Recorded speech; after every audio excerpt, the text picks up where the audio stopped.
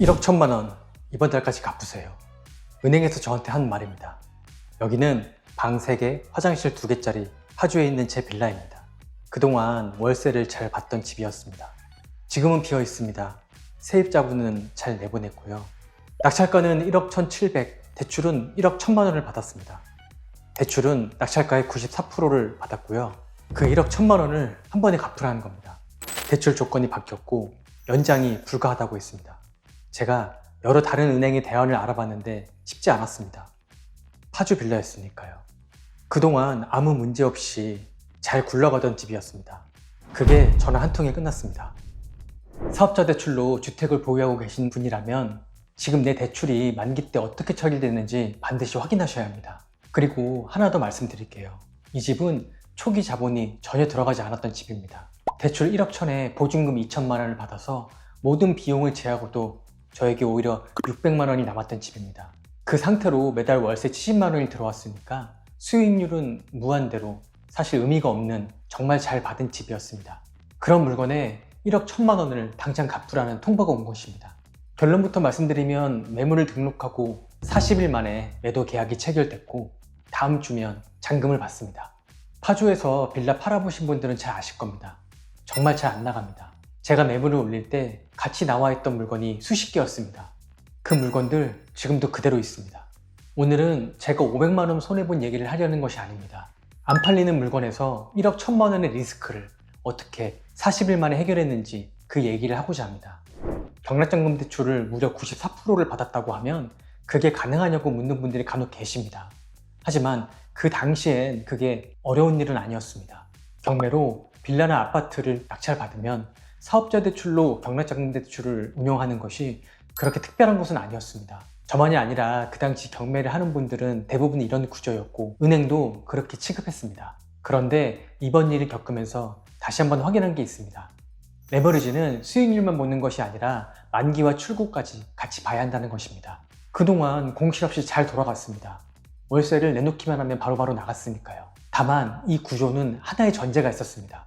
대출 만기가 오면 연장이 가능할 것이라는 것입니다. 그 전제가 이번에 깨졌습니다. 원래 사업자 대출은 통상 3년에서 5년 만기로 만기 시점이 되면 1년 단위로 연장하곤 했습니다. 최악의 경우엔 5%에서 10% 정도 상환 요청이 들어오는 경우도 있었습니다. 때문에 연장이 거절될 것이라는 생각은 사실 해본 적이 없습니다. 하지만 이번에 그 기준이 바뀌었습니다. 연장도 신규 대출과 동일하게 본다는 것입니다. 은행 담당자분도 본인의 재량으로는 어떻게 할 수가 없다고 그렇게 전달받았습니다. 제 앞에 남은 선택지는 단 2개였습니다. 1억 1천을 갚고 보유하느냐 아니면 매도하느냐였습니다. 이럴 때 많은 분들이 버팁니다. 기준이 바뀌지 않을까? 다른 은행에서 대출을 대환해주지 않을까? 조금 더 들고 있으면 가격이 오르지 않을까? 저도 그 생각을 안 해본 것이 아닙니다. 저는 이런 상황이 오면 3가지만 봅니다. 첫째, 이 돈을 갚고서도 계속 보유할 가치가 있느냐입니다. 1억 1천을 제 돈으로 갚고 보유를 한다면 규제가 훨씬 더 강해질 수 있는 자산에 제 1억 1천이라는 자산을 다 묶이는 것입니다. 저는 그 자금이 다른 데서 더 잘 일할 수 있다고 봤습니다. 둘째는 버티는 동안 들어가는 비용이 얼마일까입니다. 이자가 나가고 관리비가 나갑니다. 세입자를 내보내면 그 비용이 매몰 비용으로 손해로 다가오게 됩니다. 버티는 시간에는 가격표가 붙어 있습니다. 마지막으로 지금 나가는 것과 조금 더 보유하고 매도를 하는 것입니다. 이게 제일 중요합니다. 시장은 내 편이 아닙니다. 나중에 급하게 팔수록 내가 가격을 결정할 수 있는 기회는 줄어들게 됩니다. 3개를 놓고 보니 답이 명확했습니다. 버티는 건 전략이 아닙니다. 결정을 미루는 것이라고 생각했습니다. 전화 받은 그 주에 바로 결정했습니다. 매도하기로 결정했습니다. 매도로 정하고 제일 먼저 한 것은 보증금 2천만 원을 내주고 세입자를 내보낸 것이었습니다. 쉬운 결정은 아닙니다. 세입자 있는 상태로 팔면 그 2천만 원은 매수인이 승계하기 때문에 어떻게 보면 쉬운 길이었습니다. 그런데 저는 이 물건의 핵심 수요자가 투자자가 아니라 실거주하는 분들이라고 판단했습니다. 세입자가 있는 상태에서는 즉시 입주하려는 실거주자의 선택을 받기 어렵다고 생각했습니다. 2천이 먼저 나가는 걸 감수하고 매수할 수 있는 수요층을 넓히기로 결정했습니다. 이게 40일의 시작이었습니다. 경매로 사는 방법을 배우는 곳은 많습니다. 권리 분석, 입찰가, 임장, 명도 이런 것들은 배울 곳이 많습니다. 하지만 잘 파는 법을 알려주는 곳은 정말 드뭅니다. 솔직히 저에게는 이게 제일 어려웠습니다. 대출이 막힌 것보다, 세입자를 내보내는 것보다 이게 더 어려웠습니다. 대부분 빌라를 팔 때 부동산에 내놓고 기다립니다. 특히 파주 최외곽 빌라입니다.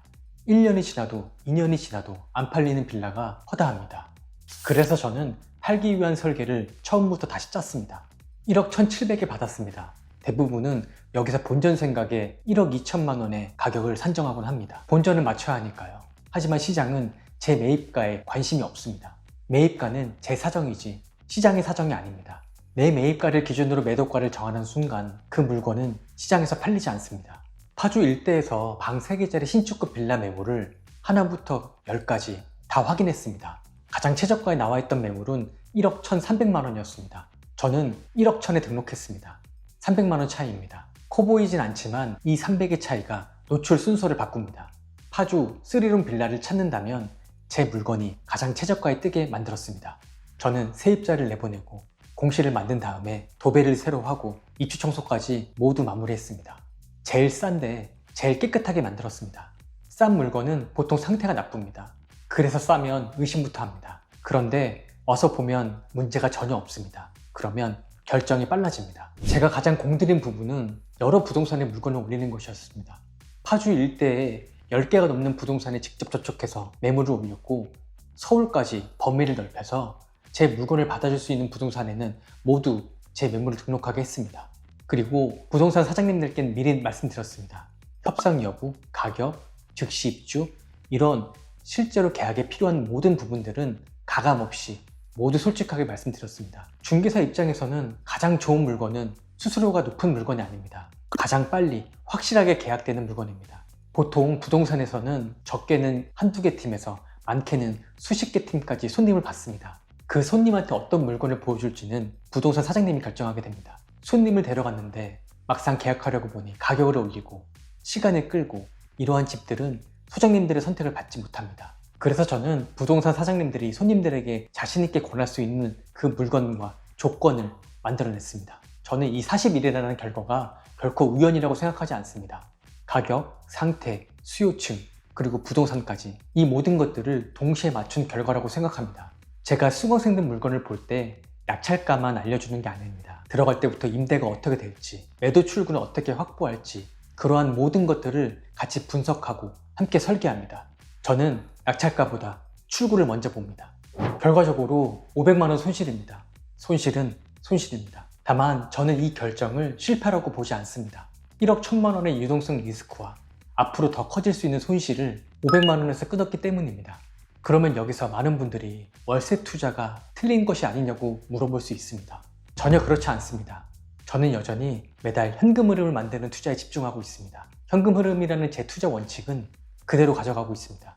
다만 그 구조를 어떤 자산에 얹을지는 엄격하게 보게 되었습니다. 주택은 정부가 관리하는 정책의 대상입니다. 집값은 정책의 영역이고 그래서 규제가 자주 바뀌게 됩니다. 좋고 나쁨의 문제가 아니라 자산의 성격입니다. 정부가 오피스텔이나 상가를 잡겠다고 규제를 내놓은 적은 없습니다. 오피스텔이나 상가는 정책 규제 사이클이 아니기 때문입니다. 그리고 오피스텔과 상가는 애초에 사업용 자산이기 때문에 사업자 대출이 기본값입니다. 그래서 저는 앞으로 주택보다 정책의 영향을 거의 안 받는 오피스텔과 상가에 더 집중하려고 합니다. 물론 오피스텔과 상가가 무조건 안전하다는 것은 아닙니다. 공실 리스크가 있고 환금성 리스크가 있습니다. 잘못 사면 팔리지도 않습니다. 저는 그 리스크까지 가격에 반영해서 삽니다. 월세 투자를 벌이는 게 아닙니다. 자산을 고르는 기준을 바꾸는 겁니다. 이 집은 상환 통보를 받고 40일 만에 매도까지 완료했습니다. 최종 손익은 마이너스 500만 원입니다. 대신 1억 1,000만 원짜리 정책 리스크를 제 포트폴리오에서 잘라냈습니다. 사업자 대출로 빌라나 아파트를 보유하고 계신 분이라면 지금 바로 은행에 확인해 보셔야 합니다. 대출 만기가 언제인지, 연장은 가능한지 꼭 확인하셔야 합니다. 만약 연장이 어렵다면 상환할 수 있는 여력을 확인해 보셔야 합니다. 그게 어렵다면 바로 매도를 하셔야 합니다. 버티는 건 전략이 아닙니다. 결정을 미루는 것입니다. 저의 1대1 수업에서 낙찰만 가르치지 않는 것이 바로 이 이유입니다. 경매는 낙찰받는 순간 끝이 아니라 시작입니다. 대출을 어떻게 받을지, 명도는 어떻게 할지, 임대는 어떻게 놓을지, 매도는 어떻게 할지 이 모든 것들을 봐야 하는 한 사이클입니다. 저는 수강생분들과 그 전 과정을 함께 설계하고 같이 분석합니다.